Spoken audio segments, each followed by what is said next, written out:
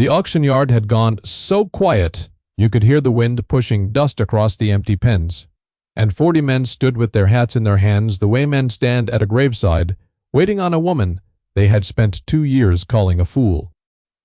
She stood on the loading ramp with the sun laying its full weight across the valley, and below her, the whole ruined county waited to learn what she would do. There was a man in a gray suit near the front, and his mouth was already open to speak, already shaping the number he meant to offer. And everyone there knew that number would be large, because the thing she owned was now the only thing in the county worth owning. But she was not looking at him. She was looking past him, out to the brown hills where nothing green had grown in months, and when she finally spoke, it was so soft the men in the back leaned in. What she decided that afternoon would settle the fate of every family in that dry basin. But the truth is, the real decision had been made long before, made not by her at all, but by the land itself, which had been quietly keeping an account no ledger in town knew how to read. To understand why they were all standing there hats in hand, you have to go back nearly 2 years to the morning she first came up that road with everything she owned in the bed of a borrowed truck. Her name was Marta Vinson, and she was 34 years old when she bought 160 acres of the worst grazing land in the Calder Basin for less money than most men in that county spent on a saddle. The land had gone back to the holding bank when its last owner walked away from it, and the holding bank could not give it away. It was rock and thin soil, and slopes too steep to plow. Ground that had been grazed down to its bones by 50 years of men who took everything and gave nothing back. When Marta signed her name to the deed, the clerk looked at her the way you look at someone who has misread a menu, and he said, plain as weather, that there wasn't a living to be scratched out of that hillside by any man breathing. She thanked him and did not correct him on the word man, though she would have had cause. She had come from 300 miles east, where a marriage had ended, and a family farm had been sold out from under her by brothers who counted her contribution as nothing, and she had learned, in that hard schooling, a thing she would carry the rest of her life. A ledger, she understood, is only as honest as the person keeping it, and most people keep the ledger that flatters them. She meant to keep an honest one. She had $1,100 to her name after the deed was paid, and a plan that everyone she told it to found funny. The land came with a barn that stood by grace of habit and a house of 2 rooms, and she moved into the smaller one because it was the only one the roof still loved. For the first week she walked the 160 acres end to end, over and over, until her boots wore thin, learning where the water pooled after a rare rain and where the wind scoured and where in the low fold between 2 ridges a stand of stubborn dark green sedge grew that had no business growing anywhere in that dry country. She noted it, and she did not yet understand it, and she was wise enough to know she did not understand it, which is a rarer wisdom than most people carry. The soil, she wrote in the little book she kept, remembers what the men forgot. But it only says so in a whisper. You have to put your ear down low. That line she would come to say to herself on the worst days, and it would keep her. The way a low-banked coal keeps a house through a cold night, without ever once giving off a flame anybody outside could see. It was at the county stock sale in the last week of that first spring that Marta got her herd, and got her reputation with it.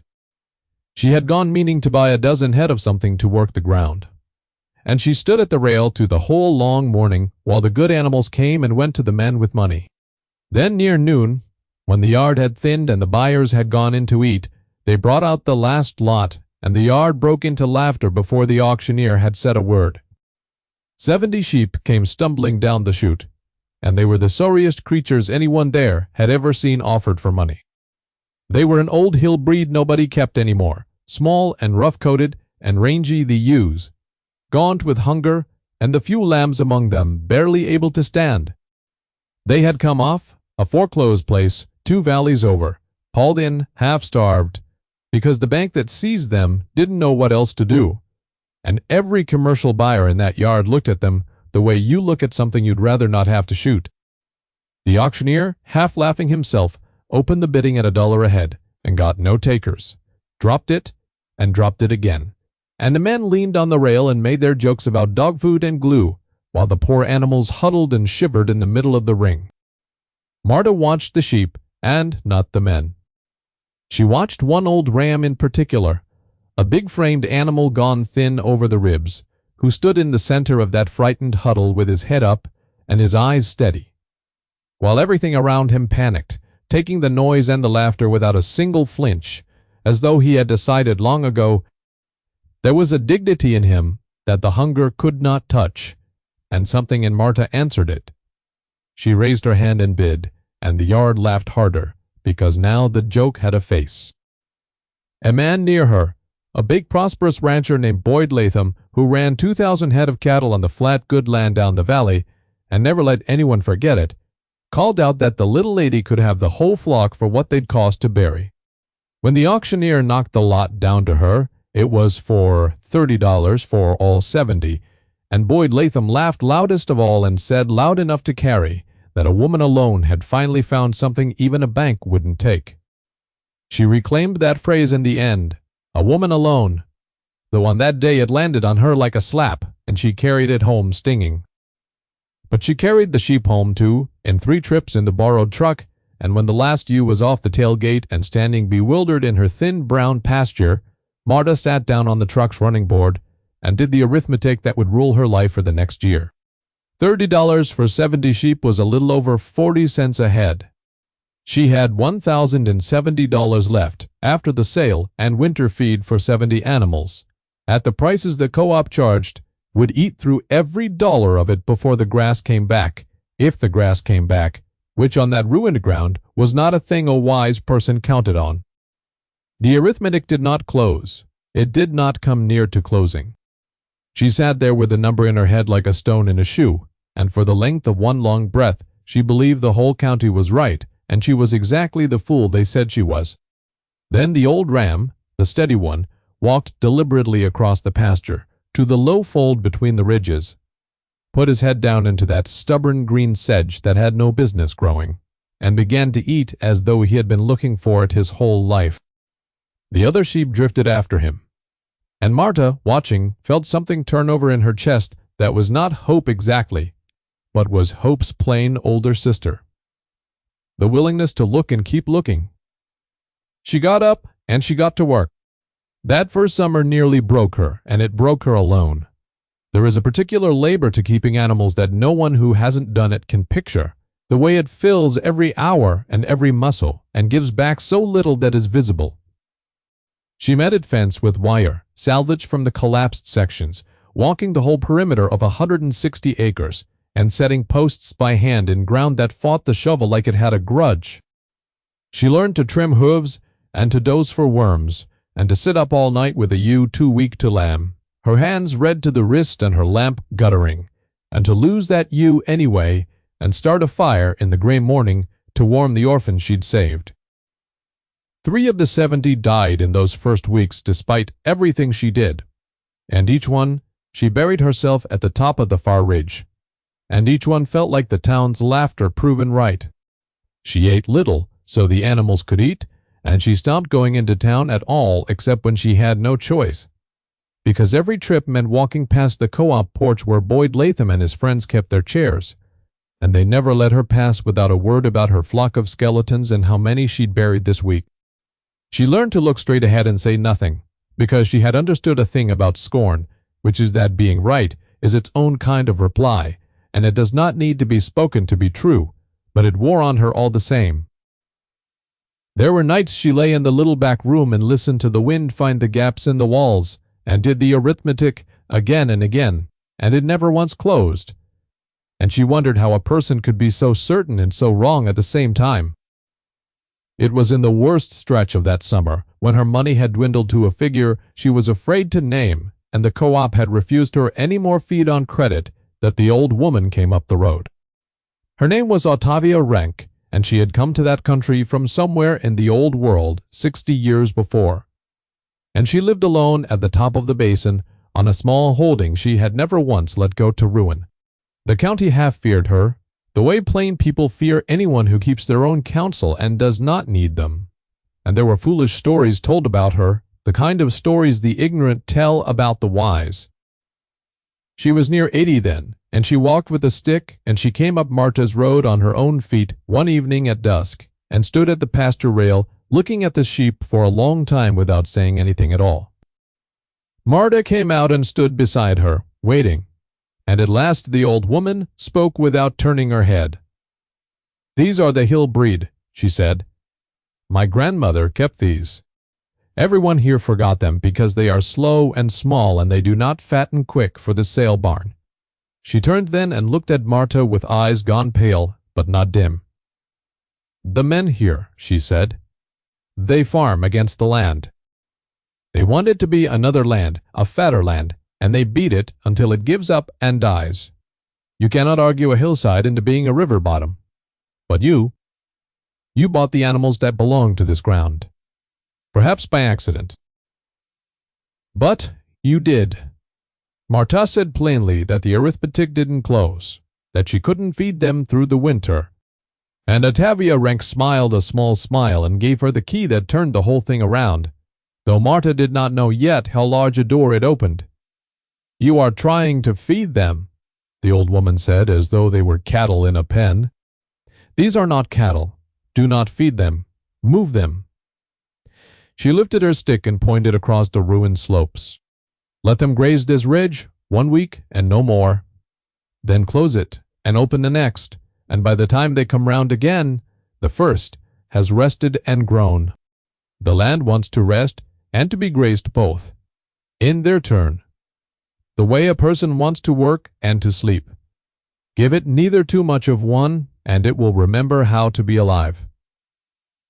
She lowered the stick. "My grandmother had a saying," the old woman said, "the greedy hand harvests once, the patient hand harvests forever."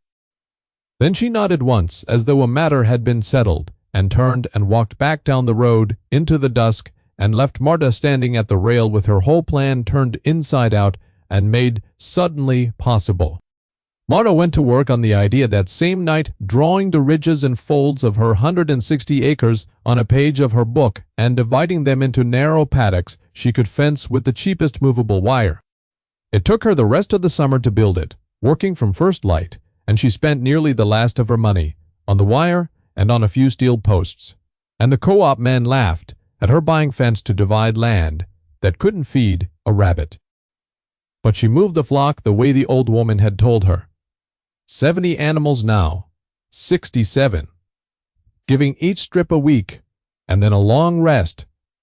And by the turn of the autumn, something had begun to happen on those slopes that no one down in the town could see.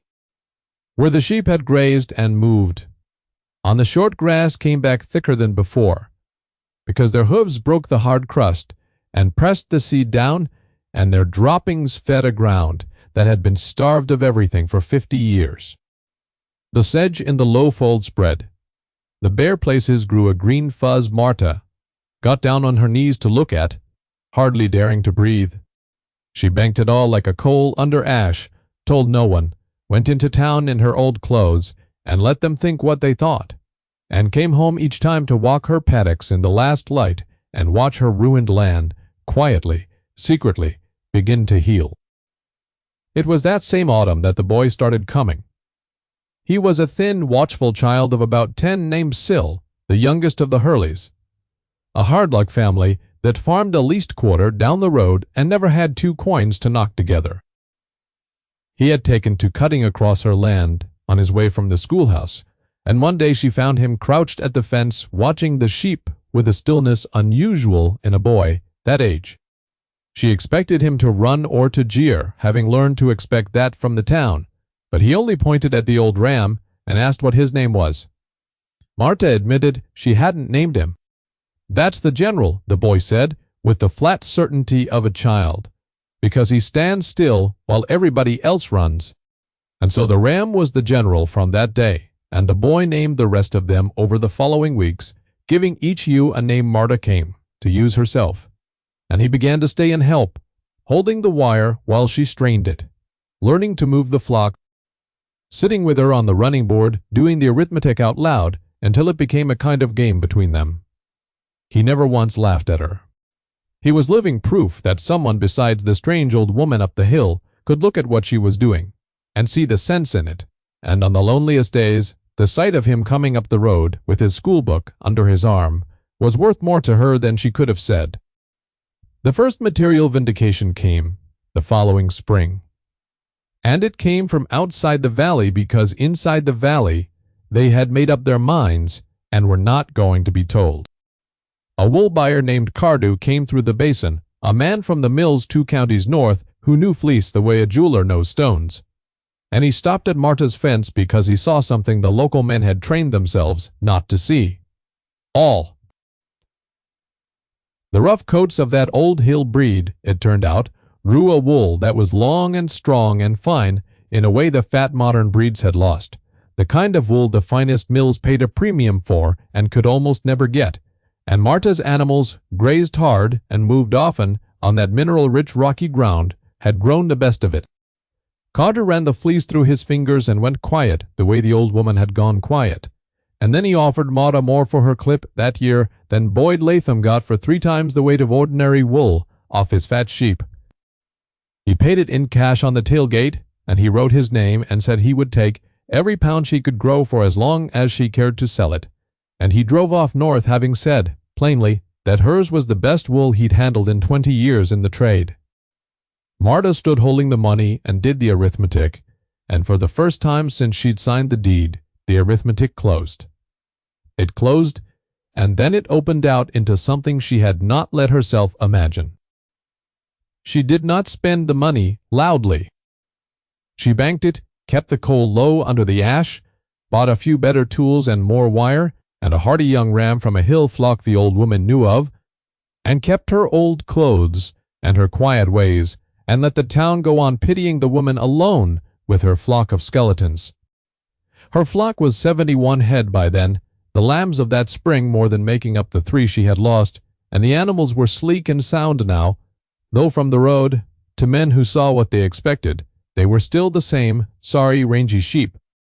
Only her land told the truth, and the town did not come onto her land.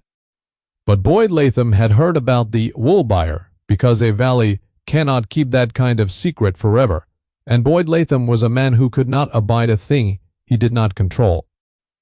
He came up her road one evening in a clean truck, all false warmth, leaning on her fence and admiring her animals in words that curdled as he spoke them, and he made her the first of his offers. He would buy her out, land and flock together, he said, at a price he named as though it were a mercy, so she could go back east and not have to work so hard, a woman alone in a hard country. Marta thanked him and said the land was not for sale. His smile stayed, but his eyes changed, and he said she'd regret turning down good money, and he drove off. And Marta understood that the scorn had turned into something with an appetite. The offers came in 3 waves, each one tighter than the last. The way a snare draws in. When the buyout failed, Boyd Latham let it be known around the co-op porch that there was something not right about the Vinson place, that a woman couldn't get that kind of price for wool by honest means, that maybe her animals carried a sickness or her ground did. And for a season, the rumor did its poison work, and the few in town who might have warmed to her kept their distance. When the rumor failed to move her, because she simply went on quietly doing her work, and the rumor had nothing real to feed on, he turned to the county. He sat on the water board and the grazing board and half the boards that mattered, and he began to talk of a consolidation, a plan to combine the basin's grazing rights into one managed range for efficiency. A plan that would have swallowed Marta's independence whole and left her a tenant on her own ground. She went to the meetings and sat in the back and said little, and when they pressed her to sign, she declined in a single plain sentence each time, and each time Boyd Latham's face went a shade harder. She had learned that a snare only holds a thing that pulls against it, and she did not pull. She held still, like the general in the ring, and let the men make their noise around her, and she went home to her healing land. Then the drought came, and it came like the open door of a furnace. It began in the spring with a rain that did not fall, and it went on through a summer that did not break, day after day of white sky, and a wind that had no water in it, and the whole basin began to die by inches. The flat good land down the valley, the land the men had been so proud of, dried and cracked and blew away in the wind, because it had been grazed and worked and taken from for 50 years, and had nothing left to hold the moisture. No deep root and no living soil, only a fatted crust that turned to powder the moment the rain stopped coming. Boyd Latham's 2,000 head of cattle, animals bred fat for a fat country, ate his pastures to the dirt and then ate the dirt, and he hauled water at a cost that mounted like a fever, and still his cattle sickened and thinned, and began to die, standing at the dry tanks lowing in a way that carried up the valley at night. Every operation in the basin that had farmed against the land was ruined that summer, one after another, the boastful worst of all, because they had built their whole lives on the assumption that the rain would always come and had kept a ledger that flattered them. But up on Marta's 160 acres, the ruined land she had bought for less than the price of a saddle, a thing happened that no one down in the town could account for. Her paddocks stayed green. Not lush, for no ground was lush that summer, but green and living, the grass short and dense and holding on, because 2 years of resting and grazing in their turn had rebuilt the soil into a sponge that held every drop of the little moisture there was, and the deep roots her patient grazing had grown reached down into a coolness the shallow-rooted flatland could not touch. Her sheep, the despised hill breed, thrived where the fat cattle died, because they were the animals that belonged to that ground, small and hardy and needing little, made by 1,000 years of hard country to live on, exactly what that hillside had to give. And then the boy, Sil, moving the flock, one blazing afternoon, into the low fold between the two ridges, where the stubborn sedge had always grown, came running up to the house to fetch her, and Marta went down and saw what the sheep had grazed the fold clean enough to reveal at last. The sedge had always grown there because the ground was wet, and it was wet because there was water beneath it. And now that the flock had eaten the fold down to the earth, and their hooves had worn the last crust away, water stood in the low seep, and Marta got down and dug with her hands and struck cold, clear water not a foot below the surface. It was a spring, a true, cold, spring-fed, from somewhere deep in the ridge. Water that had been there all along under the stubborn green that no man had ever bothered to read. And it ran cold and steady in the middle of a drought that had emptied every tank and well and creek in the whole burning basin. Marta sat back on her heels and understood that the land had been keeping this account for her the whole time, banking it low under the ash, waiting for a patient hand to graze down to it, and a patient eye to read the whisper of that dark green sedge. "The land remembers what the men forgot," she said out loud, kneeling in the mud, "and it only says so in a whisper." She had put her ear down low. For 2 years she had put her ear down low, and now the land had answered. She dug the spring out properly with the boy's help, and lined it with stone, and let it fill a pool below, and the water came steady and cold, more than her flock could drink, more water in that low fold than in all the dry basin below. And within a week the whole county knew, because a thing like that cannot be kept, and the men who had laughed at her came up her road one after another, not to laugh now, but with their hats in their hands. The first to come was Boyd Latham, and he did not come humble. Not yet. He came in his clean truck with a paper already drawn, and he stood at her spring and offered to buy it, offered a sum that a year before would have seemed a fortune, and when she said the water was not for sale, his false warmth fell all the way off, and he told her plainly what he meant to do. He sat on the water board. He reminded her.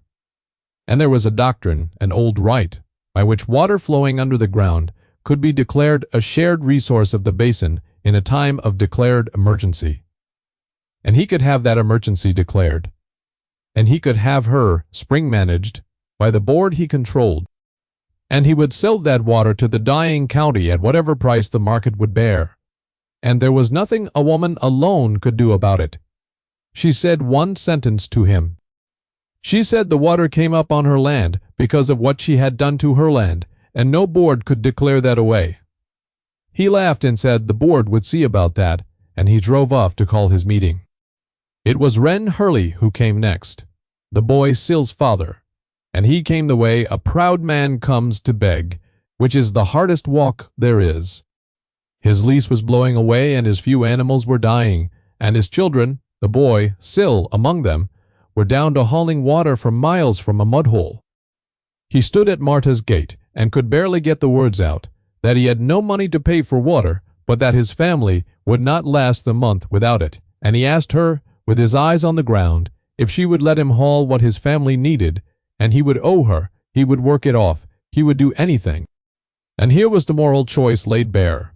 The water that could make Marta the richest woman in the basin if she chose to sell it dear, or could be given away to a man who had never mocked her only because he was too poor and beaten to have the heart for it, whose son had named her sheep and held her wire. Marta looked at Ren Hurley a long moment, and then she said plainly that he would haul all the water his family needed, and there would be no charge and no owing, only that he might send the boy up to help with the flock when he could spare him, and that was payment enough. Ren Hurley put his hand over his eyes, and stood a while at her gate before he could go, and word of what she'd said went down the valley faster than Boyd Latham's threats had gone up it. Which brings us back to the loading ramp, and the quiet auction yard, and the 40 men with their hats in their hands. Boyd Latham had gotten his emergency declared, and called his public meeting at the yard, the only place big enough to hold the desperate county, and he meant to stand up before them all and announce that the Vincent Spring was now a managed resource of the basin, his to sell, and dress the theft in the language of the common good. Marta had come because she would not hide from it, and the whole ruined county had come because their lives hung on that water. And Boyd Latham stood up on the ramp first, with his paper in his hand and his smooth voice going, telling the crowd that in this time of shared suffering it was only right that the basin's water serve the basin, that no one person should hold what everyone needed, and that the board, in its wisdom, would see the water fairly distributed. And it was there, warming to his theme, that greed made the slip. That greed always makes, for Boyd Latham told the crowd exactly how much water was in that spring, gave the gallons and the flow rate to the precise figure, a number he could only have known by sending a man onto Marta's land in the night to measure it. And a low murmur went through the yard as one man, and then another, understood that Boyd Latham had been spying on the woman he now stood accusing of selfishness, that he had crept and measured and coveted before he ever spoke a word of the common good. Then Marta stepped up onto the ramp, and the yard went quiet, quiet enough to hear the wind push the dust across the empty pens. She did not raise her voice. She said that the spring was on her land, and that it had come up out of that land because of 2 years of patient work, that every man there had laughed at, that she had not fought the ground the way they had but had listened to it, and that the water was the land's answer to that listening. She said that Boyd Latham wanted to take it and sell it dear to dying families, and that she had measured her flock and her paddocks against his figure, which he could only have gotten by trespass, and she let that sit in the quiet a moment. And then she said the thing that turned the whole tide. The water, she said, was not for sale. Not to Boyd Latham, and not to his board, and not to anyone. But any family in the basin that needed it could come and take what they needed and pay nothing for. The water itself, for the water was the land's gift, and not hers to sell, and pay, only, if they could, a fair wage for the work of the men. She would hire to pipe it down the valley, and if they could not pay even that, they could come all the same. The greedy hand harvests once, she said, the word she had gotten from the old woman on the hill. The patient hand harvests forever. The reversal came in an instant, the way such things do after long restraint. Ren Hurley took off his hat first, and then the man beside him. And then it went across the whole yard like wind across grass. 40 men bearing their heads to the woman alone they had spent 2 years mocking. And someone said, "Thank you, Marta." And then a dozen voices said it, and the sound of it filled the yard. Boyd Latham stood on the ramp with his paper going limp in his hand, and his emergency declaration worth nothing now, for no board could take by force what the whole county had just watched a woman give freely, and no man there would side with a spy against a neighbor who had opened her land to them. He tried once more to speak and got no ear at all, and at last he folded his paper and got down off the ramp and walked to his clean truck through a crowd that parted for him in silence and did not put its hats back on until he was gone. He left the basin that winter, his cattle sold for pennies, his boards dissolved, defeated not by any force Marta raised against him, but by the plain decency he had never once counted on, because it had never once been in his own ledger. The rains came back the next spring, as rains do, and the basin healed slowly, the way land heals. And Marta's pipe ran cold water down the valley through the last of the dry months, and kept a dozen families on their land, who would otherwise have walked away from it. But the men had seen by then what the drought had taught, that the fat, easy farming had ruined the ground, and that Marta's patient way had saved it. And one by one they came up her road, not to mock and not to beg, but to ask, humbly, how it was done. And she told them, and she sent them to the old woman on the hill, and the whole basin began, slowly, to farm with the land, instead of against it. Octavia Rank came down the road one last time that spring, near 82 now, and walking slower on her stick. And she stood at Marta's rail and looked at the flock, near 100 head now and sleek and sound, and at the green paddocks running up the healed slopes, and at the cold pool below the fold where the boy still sat with his feet in the water, watching the lambs. The old woman was quiet a long time in her way. Then she said, "You learn to put your ear down low. Most never do." She reached out and put her old hand over Marta's calloused one on the rail. "The land keeps its own ledger," she said, "and it is always honest, and it always pays the patient hand in the end." Then she smiled her small smile and turned and went back up the road for the last time. And Marta Vincent stood at her fence in the evening light, no longer the fool, and no longer the outsider, and no longer the woman alone, in any way that word had ever been thrown at her, but a fixture of that valley now, respected and asked after, and belonged to the ground she had healed. Below her, the general, old now and grizzled, stood in the low fold with his head up and his eyes steady, while the young lambs ran and played around the cold spring that the drought had never touched, keeping his patient watch the way he had kept it in the auction ring the day everybody laughed. She had paid $30 for 70 starving sheep, and they had grazed her down to water and grazed her down to belonging. And she did the arithmetic one last time in her head, standing there, and found at last that it closed all the way and then went on closing forever, the way the patient hand's account always does.